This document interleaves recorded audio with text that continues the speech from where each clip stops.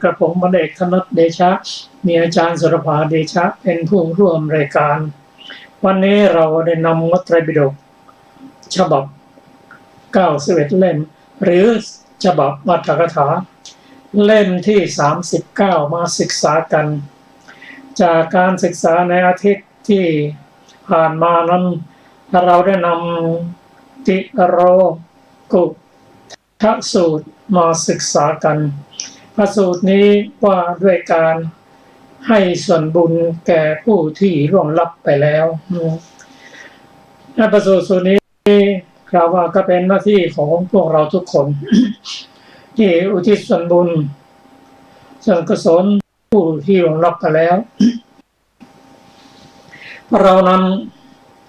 กว่าจะโตขึ้นมาได้นั้นก็ได้รับความช่วยเหลือการเกื้อกูลจากพ่อแม่พี่น้องญาติต่างๆในอดีตที่ผ่านมาก็ญาติพี่น้องของเรานั้นล่วงลับไปแล้วอาจจะไปเกิดเป็นเปรตก็ได้เพราะความประมาทมีอิจฉามัจฉริยะทำลายหรือไปทานของกินของใช้ก่อนที่จะทำบุญก่อนที่จะถวายสงฆ์หรือมีส่วนทำลายโรงทานเป็นต้นก็ไปเกิดเป็นเปรตก็เปรตนี้ไม่ได้ทำมาหากินอะไรเลยเราอย่างเดียวคือส่วนบุญที่ญาติอุทิศไปให้บางทีด้วยกรรมที่หนักญาติก็ทำบุญแก่พระสงฆ์หรือผู้อื่นที่เป็นผู้ที่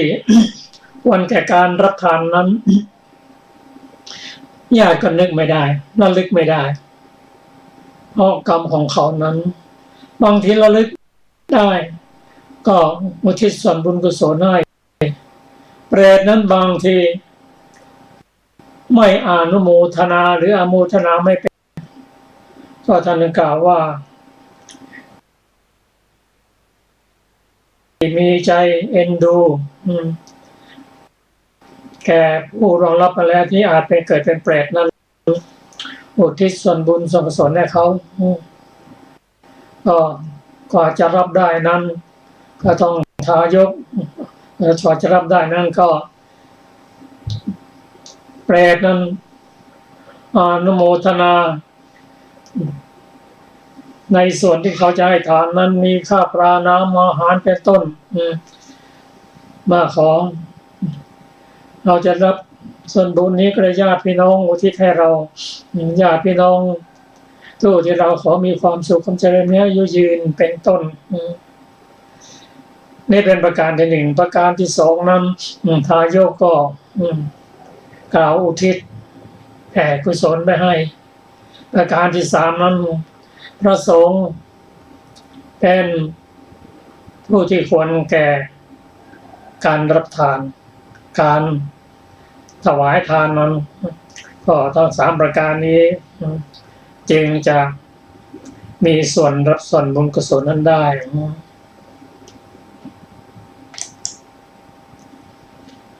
ก็พระพุทธเจ้าพระองค์ทรงแสดงพระสูตรนี้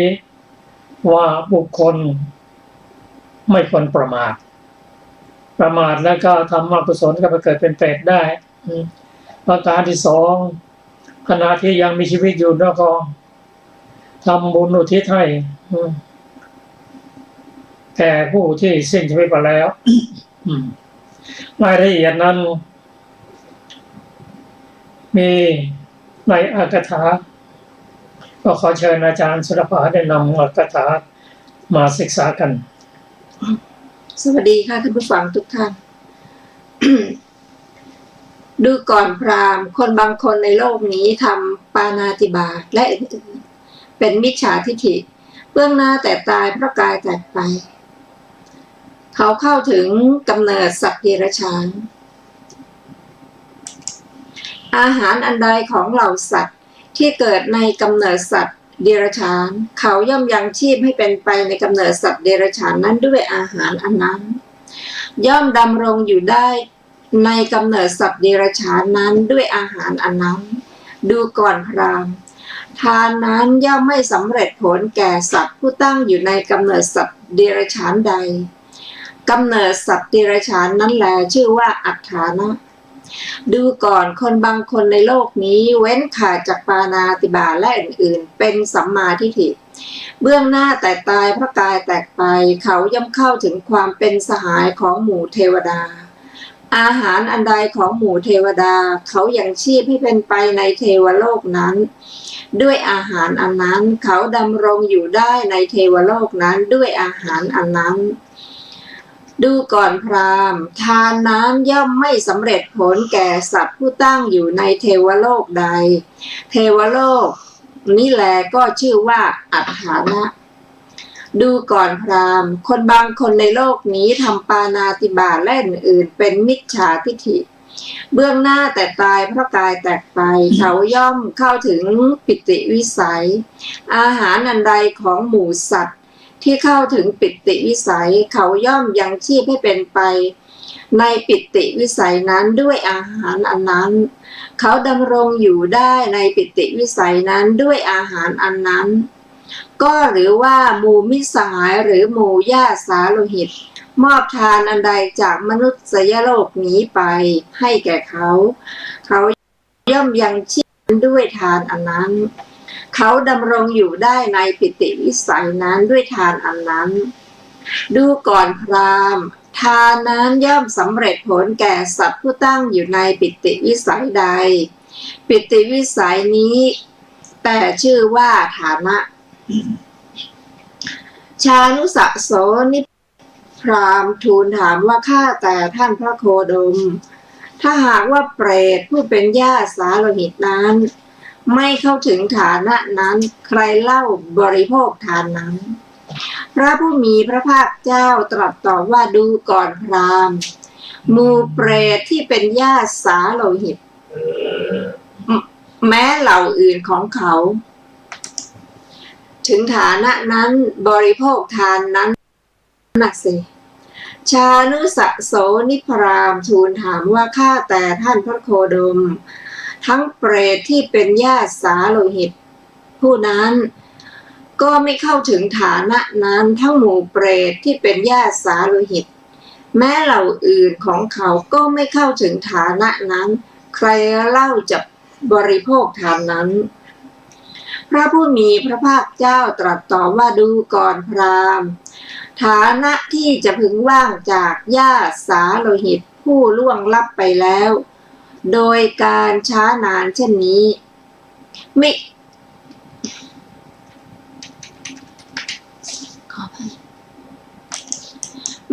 ่ใช่โอกาสที่จะมีได้ก็แต่ว่าแม้ทายกผู้ให้ย่อมไม่ไร้ผลนะพราหมณ์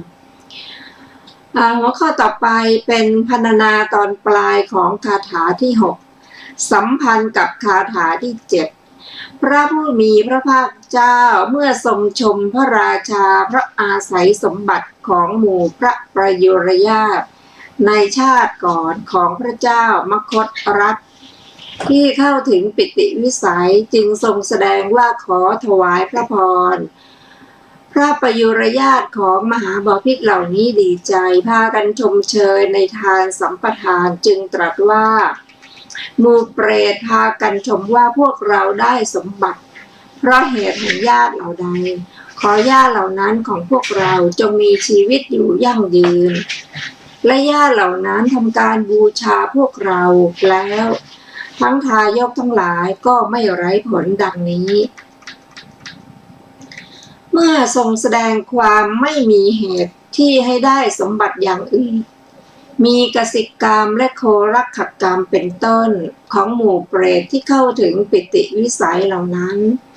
แต่ความที่หมู่เปรตเหล่านั้นยังชีพให้เป็นไปด้วยทานที่ญาติจากมนุษยโลกนี้จึงตรัสกึ่งหลังแห่งคาถาที่6ว่านะหิตัฏฐกสิอัตถิและคาถาที่7นี้ว่าวนิชชาตาทิสีเป็นต้นในคาถานั้นพรรณนาความดังนี้ขอถวายพระพร ก็ในปิติวิสัยนั้นไม่มีกสิกรรมที่หมู่เปรตเหล่านั้นจะอาศัยแล้วได้สมบัติบทว่าโครักเขตัถะณวิชติความว่าไม่ใช่ไม่มีกสิกรรมอย่างเดียวเท่านั้นดอกในปิติวิสัยนั้นก็ไม่มีแม้แต่โครักขกรรมที่หมู่เปรตเหล่านั้นจะอาศัยแล้วได้สมบัติบทว่าวนิชาตาสีนัตถิความว่าไม่มีแม้การค้าขายที่จะเป็นเหตุให้ได้สมบัติของหมู่เปรตเหล่านั้นบทว่าฮิรัญเยนะกยากยังความว่าในปิติวิสัยนั้นไม่มีแม้การซื้อขายด้วยเงินซึ่งจะพึงเป็นเหตุให้ได้สมบัติของหมู่เปรตเหล่านั้นบทว่าอิโตทินเนนะปาเป็นยาเป็นติเปตากาลตาสะหิงความว่าแต่หมู่เปรตย่อมยังชีพให้เป็นไปยังอัตภาพให้ดำเนินไปด้วยทานที่หมู่ญาติหรือหมู่มิตรสหาย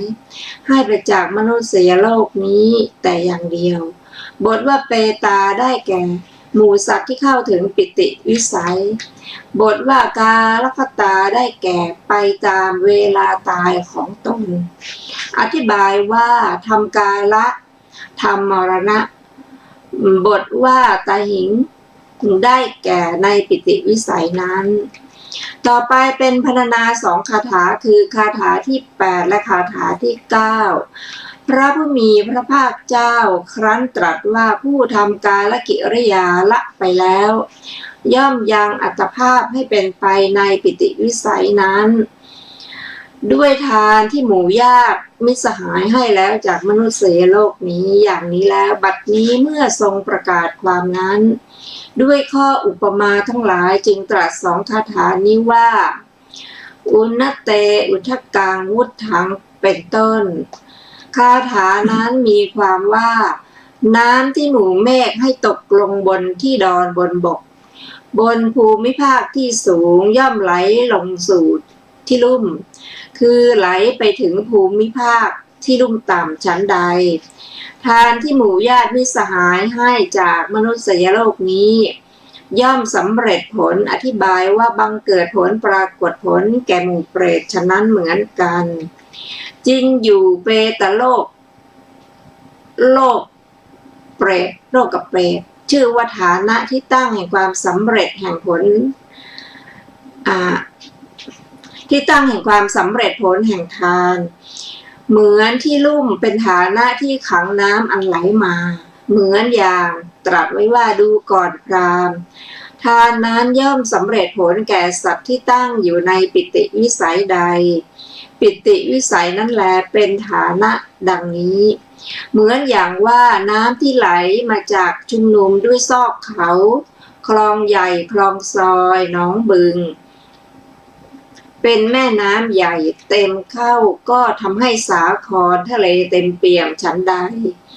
ทานที่ญาติมิตรสหายให้ไปจากมนุษยโลกนี้ย่อมสำเร็จผลแก่หมู่เปรตตามนัยยะที่กล่าวมาก่อนแล้วแม้ฉะนั้น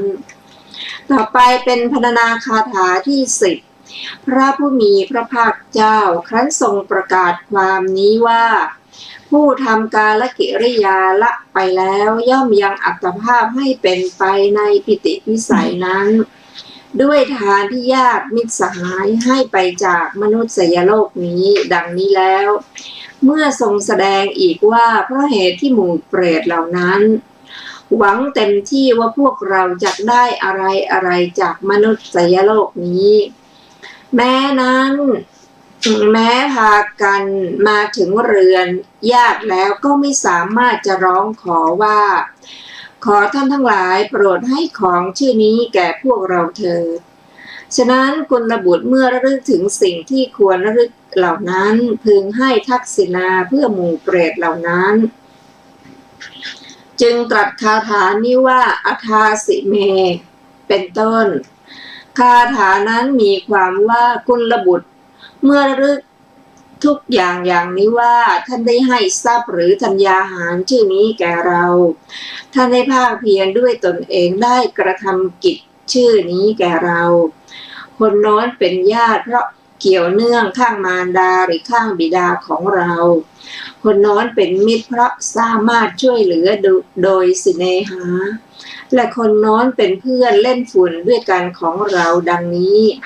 พึงให้ทักษิณาพึงมอบทานให้แก่เขาผู้ล่วงลับไปแล้ว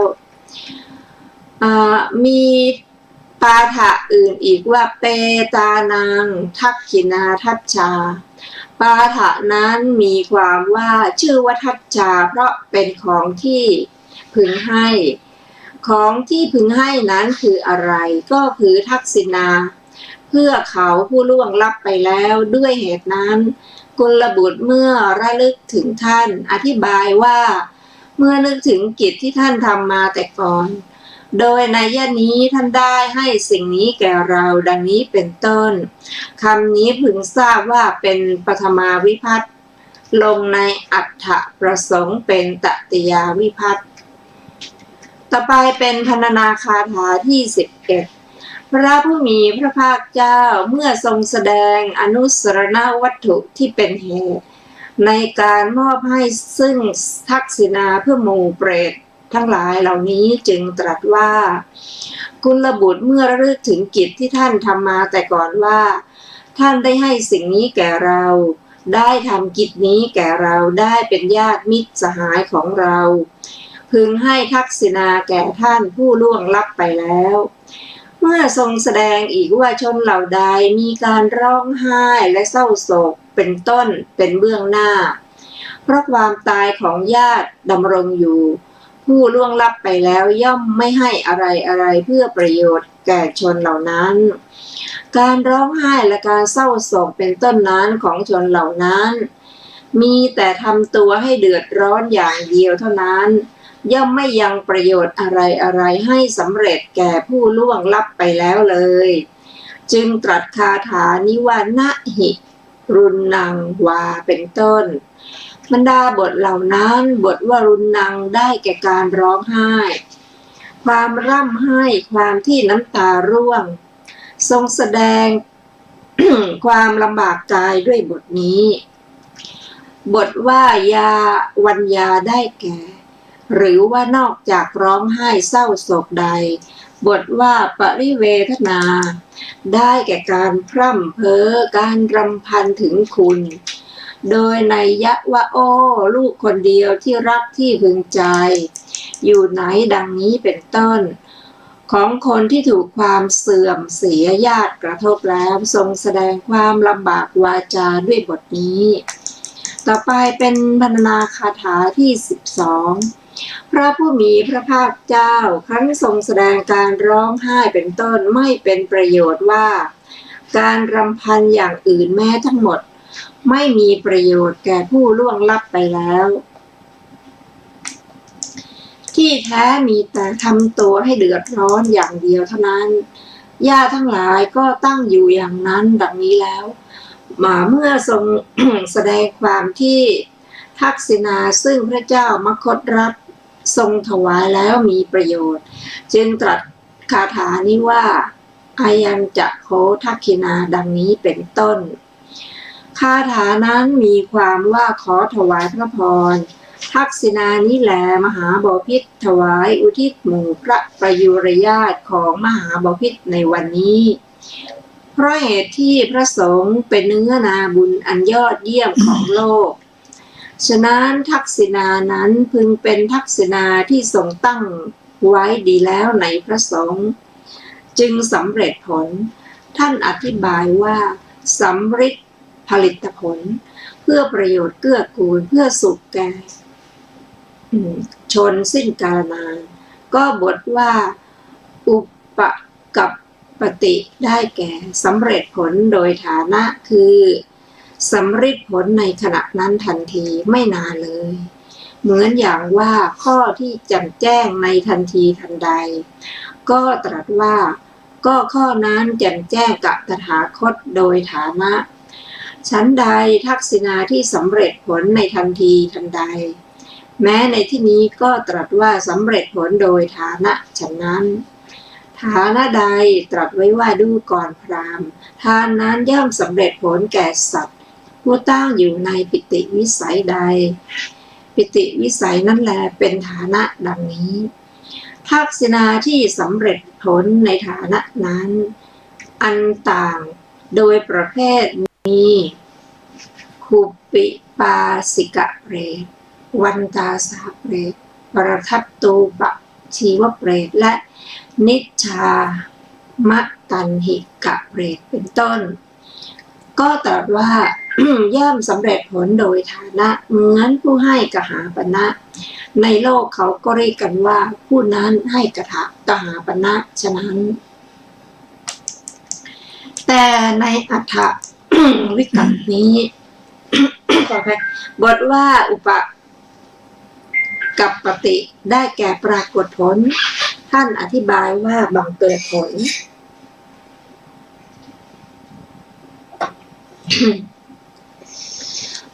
ต่อไปเป็นพรรณนากถาพรรณนาคาถานี้ที่13นะคะพระผู้มีพระภาคเจ้าเมื่อทรงแสดง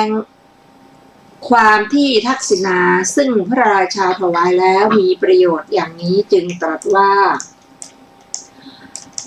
ที่ทักษิณานี่แลมหาบพิตรถวายแล้วเข้าไปตั้งไว้ดีแล้วในพระสงฆ์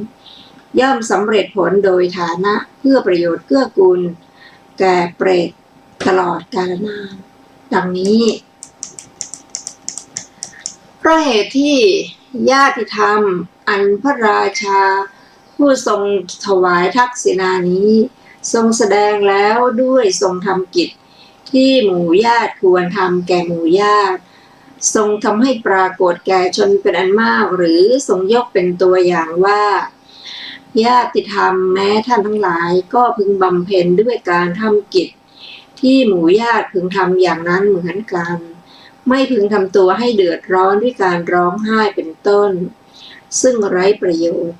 การบูชาหมู่เปรตอันพระราชาผู้ทรงยังหมู่เปรตเหล่านั้นให้ประสบทิพยสมบัติทรงทำแล้วอย่างโอฬารและกำลังของภิกษุทั้งหลาย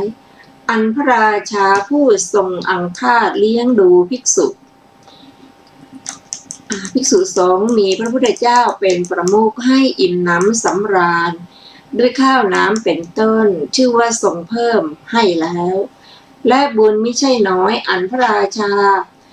ทรงยังจาคะเจตนามีคุณคือความอนุเคราะห์เป็นต้นเป็นบริวารให้เกิดก็ทรงประสบแล้วฉะนั้นเมื่อทรงยังพระราชาให้ทรงร่าเริงด้วยคุณตามเป็นจริงเหล่านั้นอีกจึงทรงจบเทศนาด้วยพระคาถานี้ว่าญาติธรรมนี้นั้นเป็นอันทรงแสดงแล้วหนึ่งการบูชาเปตชนก็ทรงทำอย่างโอฬารกำลังของภิกษุทั้งหลายก็ทรงเพิ่มให้แล้วบุญไม่ใช่น้อยพระองค์ทรงขวนขวายแล้วหนึ่งอีกในหนึ่งพระผู้มีพระภาคเจ้าทรงชี้แจงพระราชาด้วยธรรมีกถาด้วยบทคาถานี้ว่าโสยาติธรรมโมจะอายังนิทัสสิโตความจริงการแสดงญาติธรรมนี้เองเป็นการชี้บ่อยๆในข้อนี้ทรงชักชวนด้วยบทคาถานี้ว่าเปตานะปูชาจะทัตตาอุลาลา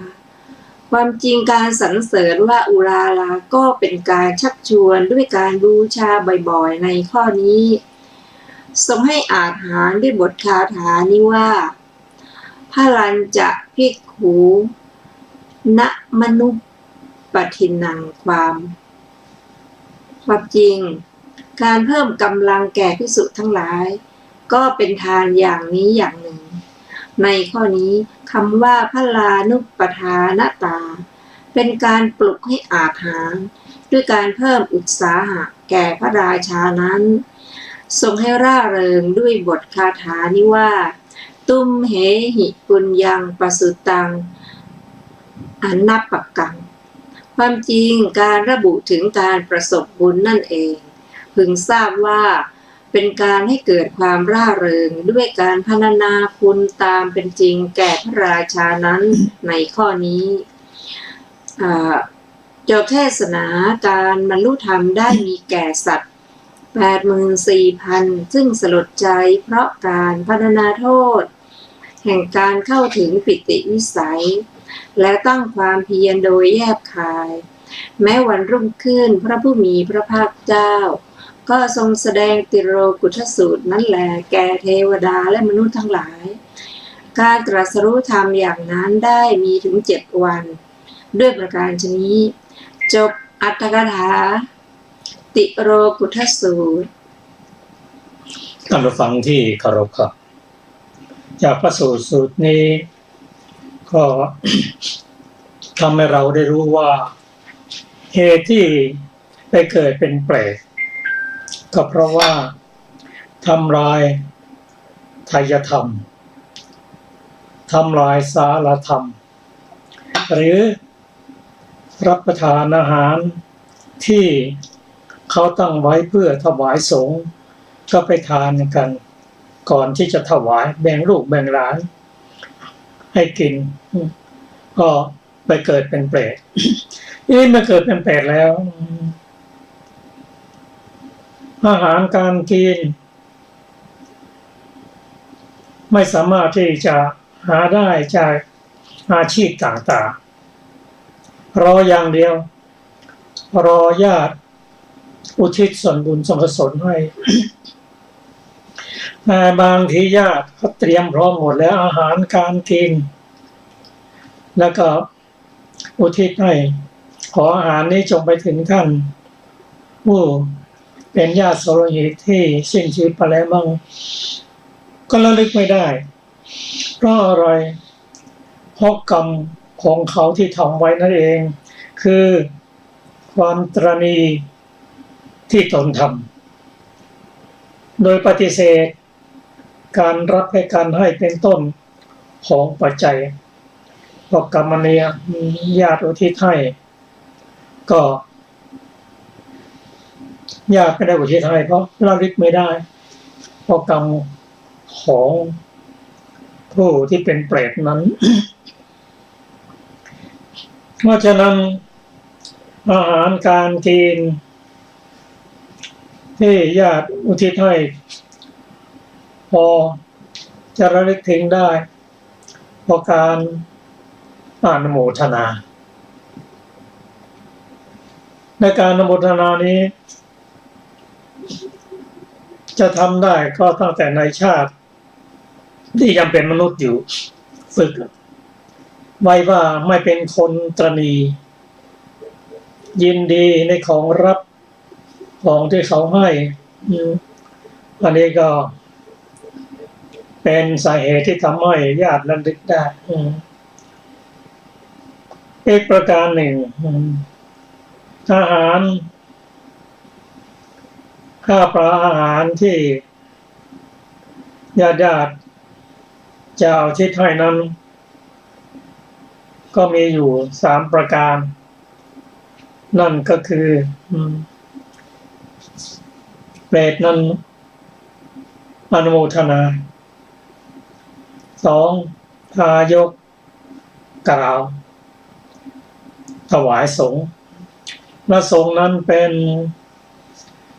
ทักษิณายบุคคลคือควรแก่การรับของทานนั้นเปรตนั้นจึงจะได้รับ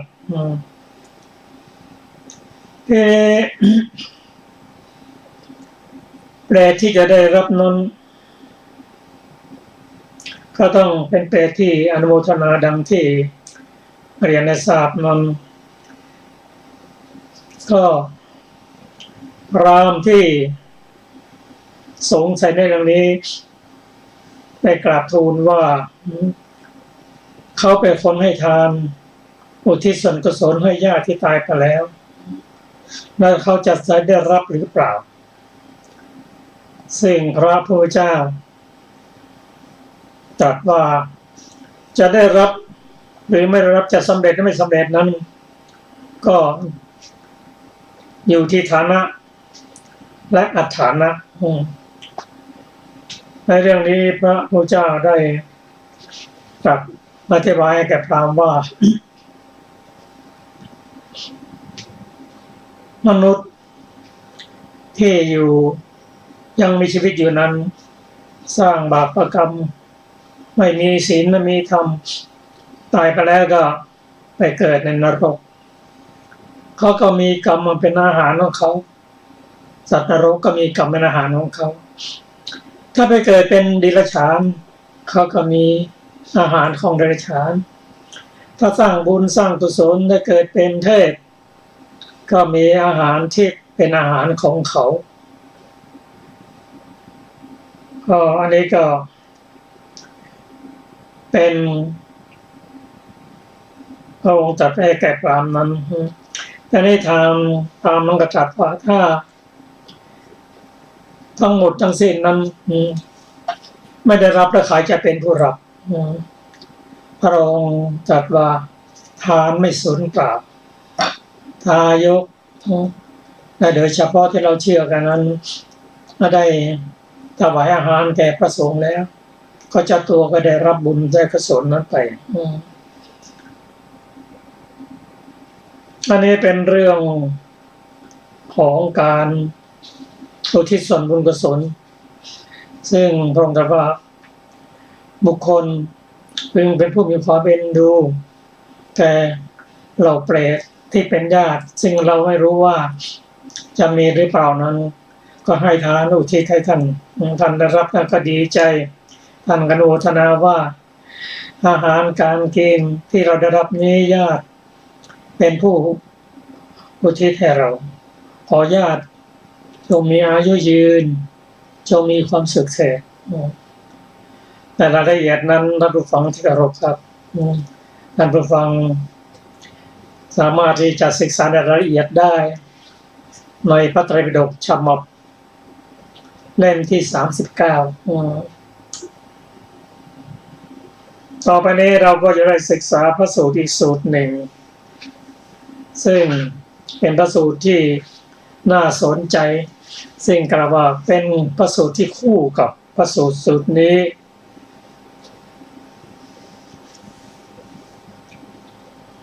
ก็พระสูตรนี้ชื่อว่านิธิกันก็พระสูตรนี้เป็นพระสูตรที่ชาวพุทธได้ศึกษาได้เข้าใจแล้วก็จะสั่งสมทั้งสั่งสมในทรัพย์ทั้งทางโลกทั้งทางธรรมถ้าสั่งสมทางโลกอย่างเดียวไม่ส่งเสริมไม่สั่งสมในทางธรรมแล้วก็สิ่งที่เราจะอำนวยผลประโยชน์ความสุขนั้นก็จะลดลงไปขอเชิญอาจารย์สุรภาค่ะนิธิกัน ในคุถกปาฐะพระผู้มีพระภาคเจ้าทรงสอนคฤหบดีอุบาสกตรัสพระคาถาว่าบุรุษย่อมฝังขุมทรัพย์ไว้ในน้ำลึกด้วยคิดว่าเมื่อกิจที่จำเป็นเกิดขึ้น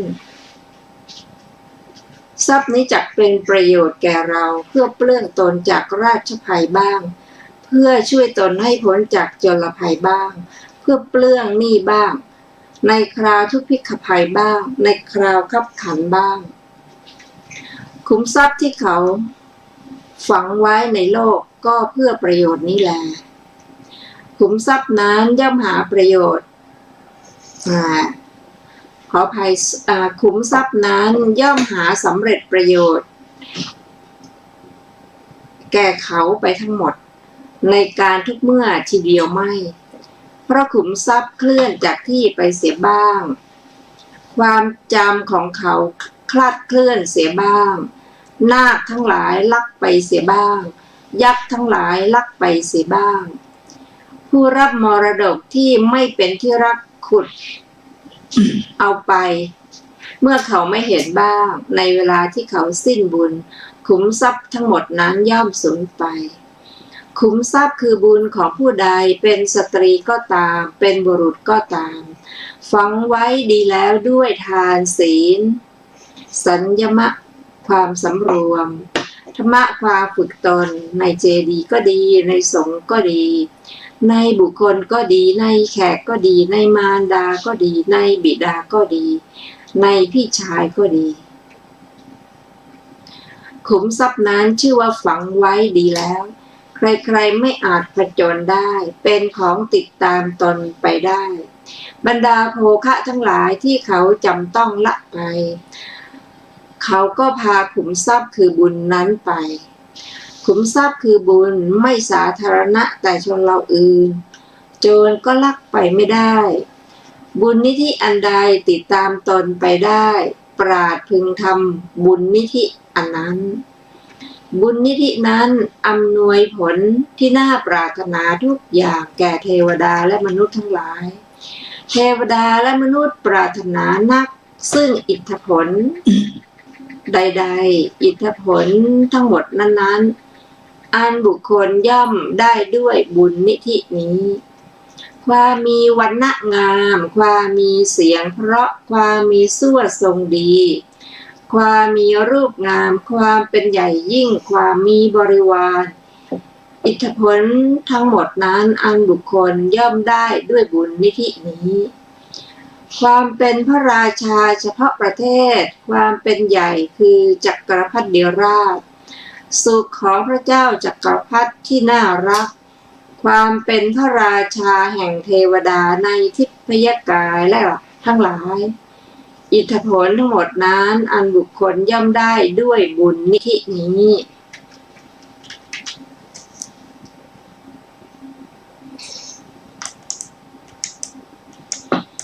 สมบัติของมนุษย์ความยินดีในเทวโลกและสมบัติคือพระนิพพานอันใดอิทธิผลทั้งหมดนั้นอันบุคคลย่อมได้ด้วยบุญนิธินี้ความที่บุคคลอาศัยสัมปทาคุณเครื่องถึงพร้อมคือมิตรแล้วถ้าประกอบด้วยอุบายที่ชอบเป็นผู้ชำนาญในวิชาและวิมุตติอิทธิผลทั้งหมดนั้นอันบุคคลย่อมได้ด้วยบุญนิธินี้ปฏิสัมภิทาวิโมกข์สาวกบารมีปัจเจกโพธิและพุทธภูมิอันใดอิทธิผลทั้งหมดนั้นอันบุคคลย่อมได้ด้วยบุญนิธินี้บุญญสัมปทาคุณเครื่องถึงพร้อมคือบุญนั้นเป็นไปเพื่อประโยชน์ใหญ่อย่างนี้เพราะฉะนั้นบัณฑิตผู้มีปัญญาจึงสรรเสริญความเป็นผู้ทำบุญไว้แล้วจบนิติการในขุททกปาฐะ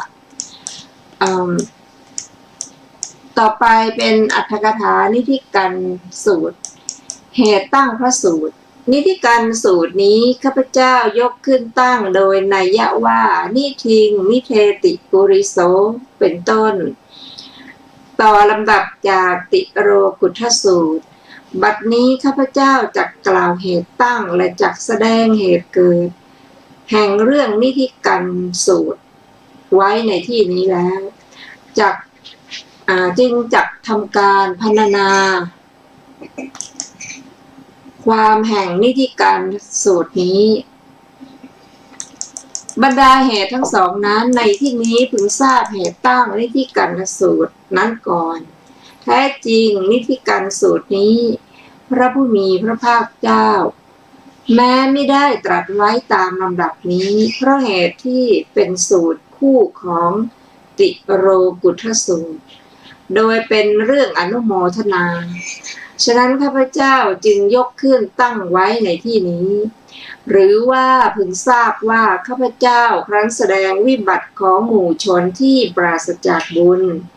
ด้วยติโรกุทธสูตรแล้วจึงยกนิธิกันสูตรนี้ตั้งไว้ในที่นี้ก็เพื่อแสดงสมบัติของหมู่ชนที่ทำบุญไว้ด้วยสูตรนี้เหตุดังนี้กันทสูตรนั้นไว้ในที่นี้มีเท่านี้เหตุเกิดพระสูตรนิธิการสูตรนั้นมีเหตุเกิดดังนี้ได้ยินว่าในกรุงสาวัตถีกุดุมพีคนหนึ่งมั่งคั่งมีทรัพย์มากมีโภคะมาก แต่เขาเป็นคนมีศรัทธาประสาทะมีใจปราศจากมลทินคือความตระหนี่อยู่ครองเรือนวันหนึ่งเขาถวายทานแก่ภิกษุสงฆ์มีพระพุทธเจ้าเป็นประมุขสมัยนั้นพระราชามีพระราชประสงค์ทรัพย์จึงทรงส่งราชบุรุษคนหนึ่งไปที่สำนักเขาด้วยพระราชดำรัสสั่งว่าพระนายเจ้าจงไปนำกุดุมพีชื่อนี้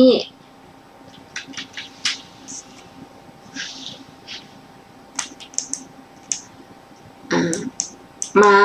ราชบุรุษผู้นั้นไปพูดกับกุดุมพีนั้นว่าท่านคฤหบดีพระราชาขอเชิญท่านกุดุมพีมีใจประกอบด้วยคุณมีศรัทธาเป็นต้นกำลังอังคาดเลี้ยงดูพระภิกษุสงฆ์มีพระพุทธเจ้าเป็นประมุขจึงกล่าวว่าไปก่อนเถิดท่านราชบุรุษข้าพเจ้าจะมาทีหลังข้าพเจ้าจะฝังขุมทรัพย์ในขณะนี้เสียก่อนพระผู้มีพระภาคเจ้าเสวยเสร็จทรงชักพระหัตถ์ออกจากบาตรแล้วเพื่อทรงแสดงบุญยสัมปทาว่า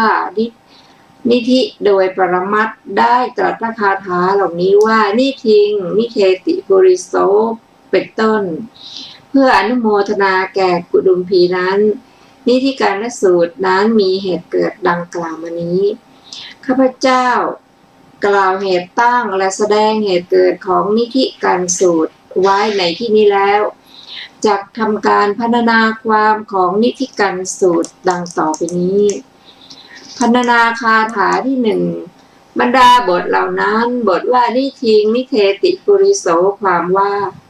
ชื่อว่านิธิเพราะฝังไว้อธิบายว่าตั้งไว้รักษาไว้นิธินั้นมีสี่คือถาวรนิธิชงคมนิธิอังคสมนิธิ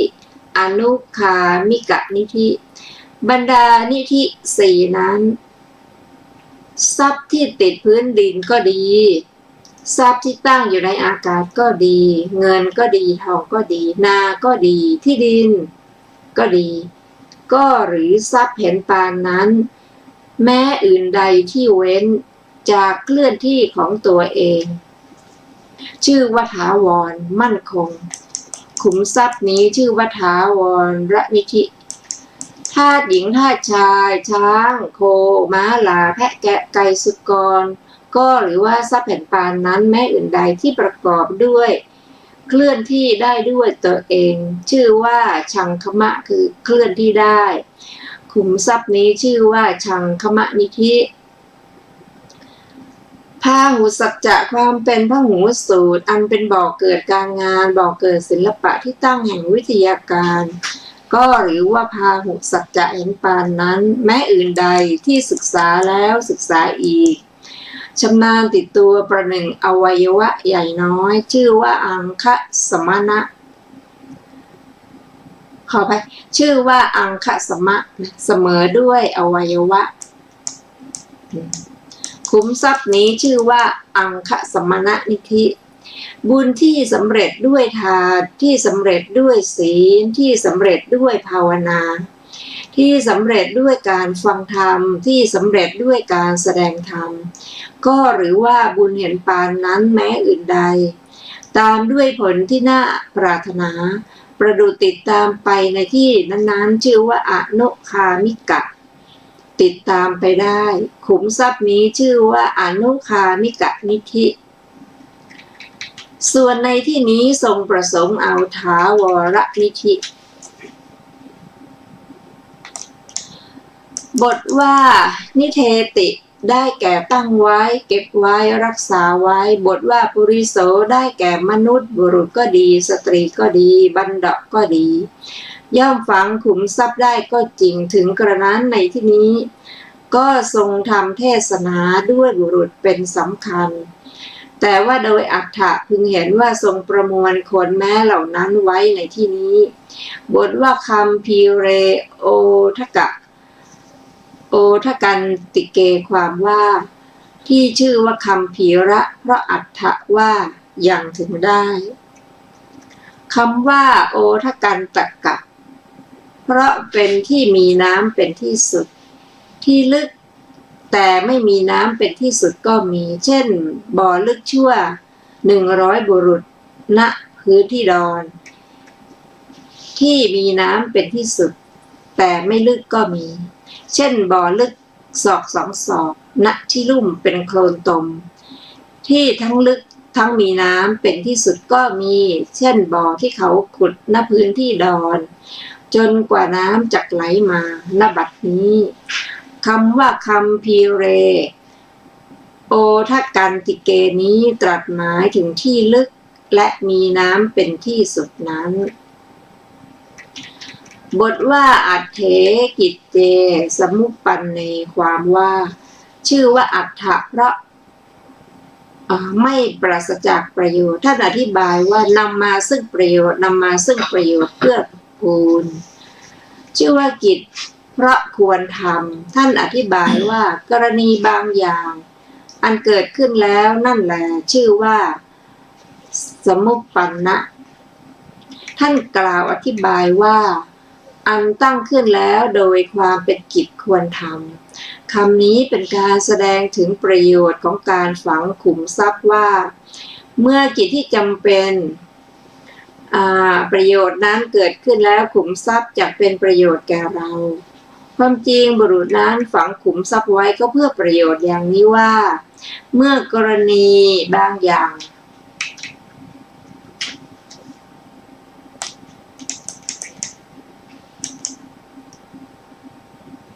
ที่นำมาซึ่งประโยชน์เกิดขึ้นขุมทรัพย์จะเป็นประโยชน์แก่เรา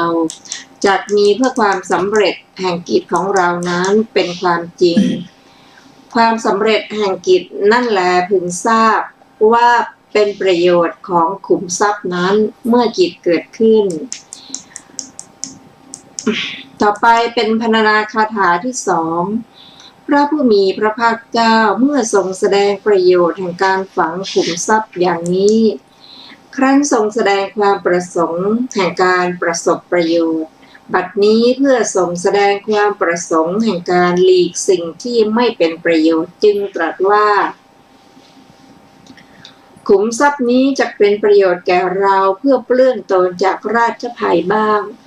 เพื่อช่วยตนให้พ้นจากโจรภัยบ้าง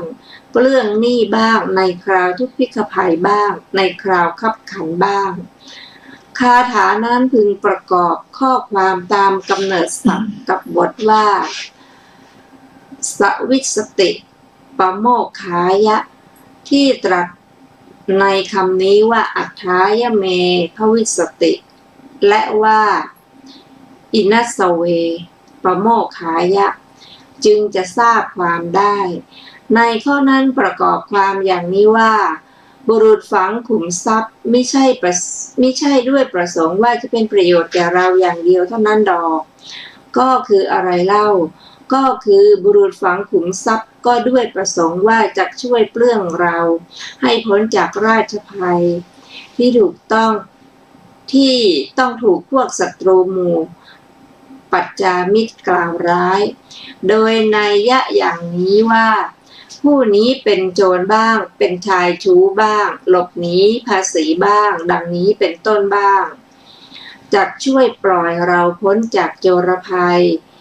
ที่ถูกพวกโจรเบียดเบียนด้วยการลักทรัพย์ด้วยวิธีตัดช่องเป็นต้นบ้างด้วยการจับเป็นเรียกค่าไถ่ว่าเจ้าจงให้เงินทองเท่านี้บ้างเจ้าหนี้จักทวงให้เราชำระหนี้ก็จักช่วยปลดเราพ้นจากหนี้ที่เจ้าหนี้เหล่านั้นทวงอยู่บ้างสมัยที่เกิดทุพพิฆภัยข้าวกล้าเสียอาหารหายากในสมัยนั้นจะยังอัตภาพให้เป็นไปด้วยทรัพย์เล็กน้อยทำไม่ได้ง่ายๆขุมทรัพย์นั้นก็จักช่วยได้ในคราวทุพพิฆภัยเช่นนั้นมาถึงข้าวดังนี้บ้างจักช่วยได้ในคราวคับขันที่เกิดจากอัคคีภัยอุทกภัยทายาทที่ไม่เป็นที่รักดังนี้บ้าง พระผู้มีพระภาคเจ้าครั้นทรงแสดงประโยชน์แห่งการเก็บทรัพย์2 อย่างด้วยคาถา2 คาถาคือความประสงค์ที่จะพบประโยชน์และความประสงค์ที่จะหลีกจากสิ่งที่ไม่ใช่ประโยชน์อย่างนี้แล้วบัดนี้เมื่อจะตรัสย้ำประโยชน์แม้ทั้ง2นั้นนั่นแหละแก่กุดุมพีนั้นจึงตรัสว่าเอตทัฏฐายะโลกัสมิงนิธินามะนิธิยติขุมทรัพย์เขาฝังไว้ในโลกก็เพื่อประโยชน์อย่างนี้คาถานั้นมีความว่าประโยชน์นี้ใดคือการพบประโยชน์และการหลีกจากสิ่งที่มิใช่ประโยชน์ทรงแสดงไว้โดยนัยยะเป็นต้นอย่างนี้ว่าจักเป็นประโยชน์แก่เราและว่าจักเปลื้องเราซึ่งถูกกล่าวร้ายให้พ้นจากราชภัยธรรมดาขุมทรัพย์ต่างโดยเงินทองเป็นต้นอย่างใดอย่างหนึ่งเขาฝังไว้ตั้งไว้เก็บงำไว้ในโอกาสโลกนี้ก็เพื่อประโยชน์นั้นคือเพื่อทำกิจเหล่านั้นให้สำเร็จไปท่านผู้ฟังที่เคารพครับนิติการสูตรนี้ยังมีอรรถกถาที่จะศึกษาต่อแล้วก็ขอสรุปเท่าที่ศึกษามาว่าพระสูตรนี้พระองค์แสดงถึงขุมทรัพย์ที่เป็นไปกับทางโลกและทางธรรมขุมทรัพย์ทางโลกได้แก่ทรัพย์สินเงินทองที่เราได้สั่งสมไว้ด้วยความพยายามนั้นก็หวังว่าจะได้ใช้ประโยชน์ในเมื่อคราวจำเป็นในเมื่อมีเหตุการณ์ต่างๆเช่นเหตุการณ์จากน้ำท่วมบ้างจากไฟไหม้บ้างอย่างไรก็ตามทรัพย์สินที่เรามีอยู่นี้เราปัจจุบันเราฝากไว้ที่ธนาคารแต่ในสมัยก่อนนี้ใช้ฝังไว้ในน้ำก็เพื่อหวังประโยชน์อย่างเดียวกันแต่ขุมทรัพย์ที่ว่านี้คือทรัพย์ทางโลกนั้นใช้ได้ในขณะที่มีชีวิตอยู่เท่านั้นสิ้นชีวิตแล้วก็เอาไปไม่ได้บางทีฝากไว้ในธนาคารก็สูญหายก็มี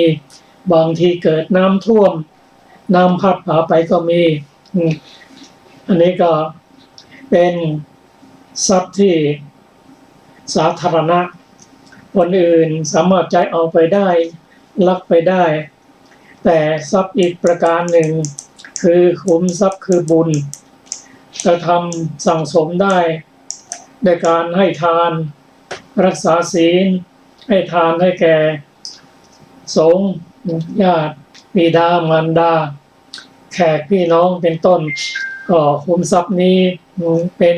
ขุมทรัพย์ที่ไม่สาธารณะใครลักไปไม่ได้ใครขโมยไปไม่ได้ให้ความสุขทั้งชาตินี้และชาติหน้าก็รายละเอียดนั้นเราจะได้ศึกษากันต่อในวันอาทิตย์หน้าสำหรับวันนี้นะคะรายการศึกษาพระพุทธศาสนาตามพระไตรปิฎกก็หมดเวลาลงแล้วนะคะขอบคุณท่านผู้ฟังทุกท่านที่ติดตามฟังและศึกษาร่วมกันนะคะขอความสุขสวัสดีจงมีแด่ทุกท่านวันนี้ลาไปก่อนสวัสดีค่ะสวัสดีครับ